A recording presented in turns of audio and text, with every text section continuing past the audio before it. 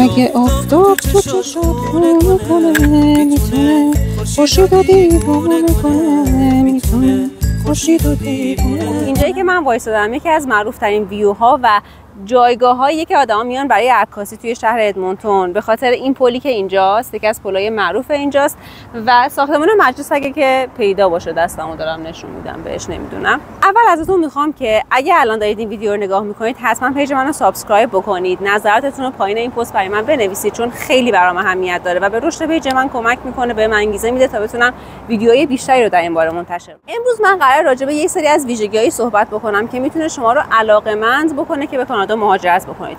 تا الان خیلی راجع به سختی‌ها شنیدید ولی دوست دارم چیزایی که نظر خودم رو جلب کرد به شما هم بگم که احتمالاً بتونه به شما کمک بکنه که توی معیاراتون در نظر بگیرید و احتمالاً انتخاب هوشمندانه تری داشته باشید. اولین چیزی که اینجا خیلی چشم منو گرفت و خیلی برام جذاب بود، امید به زندگی خیلی بالا بود. اینو چطوری تعریف می‌کنم؟ حضور گسترده آدمایی که کهنسال بودن توی سطح شهر، توی مکان‌های عمومی، توی موقعیت‌های اجتماعی، توی فضاهای شغلی و حضور سرزنده‌شون، حتی توی تفریحاتی که به نظر میاد تفریحات جوانانه‌ای باشه، حضورشون به شدت گسترده بود. و این خیلی به چشم من اومد چون برای ما همیشه اینجوری بوده که از یه سنی که میگذشته، از 50 60 که میگذشته، خب همه یواش یواش بازنشسته بشن، گوشه خونه بشینن، انتظار داشته باشن که همه دورشون رو بگیرن. اما اینجا حتی توی سن 70 80 سالگی انقدر اینها مستقلن، آزمایشگاه میرن، دکتر میرن، فضاهای تفریحی میرن که احساس یا حتی شغلی رو شروع میکنن یا حتی کاری رو شروع میکنن و انجام میدن، بلخص کارهای داوطلبانه که تو فکر میکنی چقدر تصور من نسبت به این که خب الان دیره بخوام یه موضوعی رو شروع بکنم، الان دیره من بخوام به این موضوع فکر بکنم، اشتباه بوده. و چقدر این نگاه و این حضور پرشور میتونه به تو کمک بکنه که امید به زندگی بیشتری داشته. دومین چیزی که خیلی برای خانواده‌هایی که بچه دارن میتونه اولویت ایجاد بکنه برای مهاجرت، که احتمالاً توی کشورهای اروپایی هم میبینیم، توی ایران خیلی موضوع کمرنگه، اینه که بچه‌ها شهروند درجه 1 توی کانادا.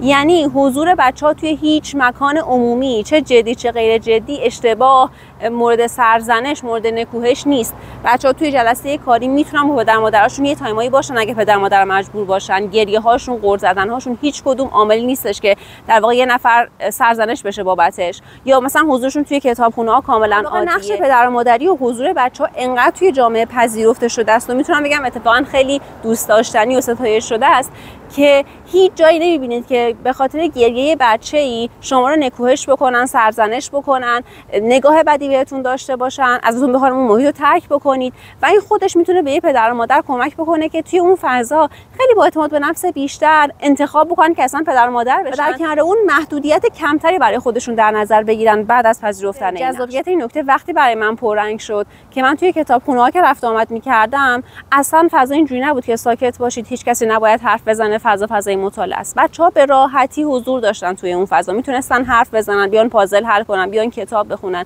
هیچ کسی نگاه بد نمی‌کرد، هیچ کسی ساکتشون نمی‌کرد و این خودش فضایی بود برای بچه‌ها که بتونن علاقه‌مند بشن به کتابخونه، به فضای کتابخونی.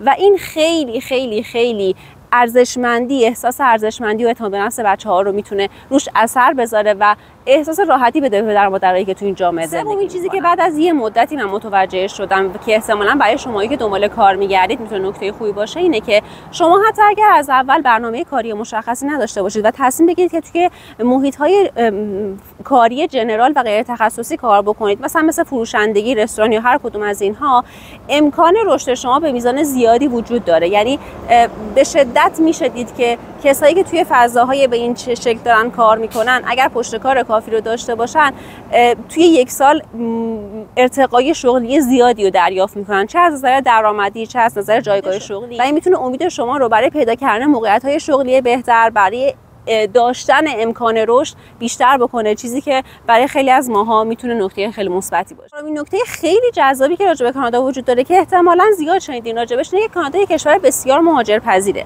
به جز این ایالتی که من توش هستم که تعداد کانادایی‌ها همچنان خیلی غالبه و پیشی میگیره، توی ایالت‌های دیگه کانادا میتونید به وضوح ببینید که تعداد مهاجرا خیلی خیلی زیاده و همین باعث میشه که تنوع لهجه توی این کشور، توی این ایالت‌ها زیاد باشه و همین تنوع لهجه باعث میشه که شما به عنوان کسی که زبان دومش انگلیسیه، احساس نکنید که توی فضایی اومدید که کسی متوجه حرف زدن شما نمیشه یا آدم‌ها ممکنه مسخره‌تون بکنن یا ازتون فاصله بگیرن یا توی پیدا کردن موقعیت شغلی دچار مشکل بشید و یه جورایی احساس نزدیکی با این محیط میکنید، چون میدونید خیلی از کسایی که الان دارید باشون کار میکنید یا همزیستی میکنید کسایی هستن که تجربه مشابه شما رو به عنوان مهاجر دارن. مجزای از این، خود کسایی که زبان اولشون زبان مادریشون هم انگلیسیه توی تعامل با مهاجرا خیلی برخورد راحت تری دارن، چون تعداد زیادی از اونها رو باشون تو محیط کار و توی محیط‌های مختلف مواجه شدن و این باعث میشه که شما اینجا رو بیشتر بتونید توش احساس تعلق و حس خونه رو پیدا بکنید. که میتونه برای کسایی که مشکل زبان دارن و اعتماد به نفس کمی توی انگلیسی صحبت کردن دارن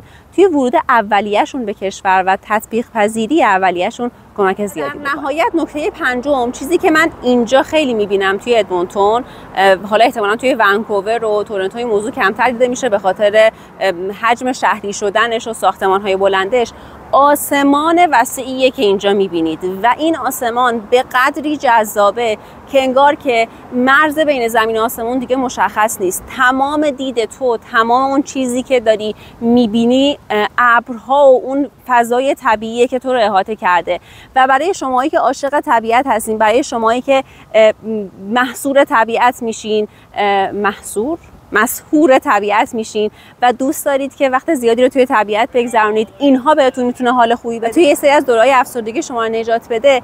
این ویژگی خیلی کمک کننده است. من خودم کسیم که حتی توی زمستون اینجا به خاطر آسمون‌ها و ابرای بی‌نظیری که داره، طلوع و غروبای قشنگی که داره، خیلی موقع‌ها اصلا فراموش میکنم که چی داره غمگینم میکنه، چون مدت زمان زیادی رو دارم نگاه میکنم به این پدیده‌های قشنگی که داره اتفاق میفته. پس اینم در نظر بگیرید اگه میخواید کانادا بیایید، بالاخره ایالت آلبرتا رو انتخاب کردید که از این چیزا قراره خیلی زیاد ببینید. من سعی کردم نکات ریز و درشتی که به ذهنم میرسه و میتونه توی انتخاب شما بهتون کمک بکنه رو توی این ویدیو بیارم.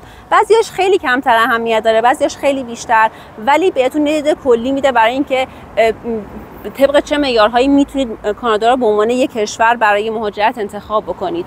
هر سوالی راجع به اینجا دارید، تا جایی که اطلاعات داشته باشم راجبش جواب میدم. از تجربتون اگر به کانادا مهاجرت کردید پایین این پست برام بنویسید. یادتون نره پیج رو سابسکرایب بکنید و امیدوارم توی ویدیوهای بعدی ببینمتون.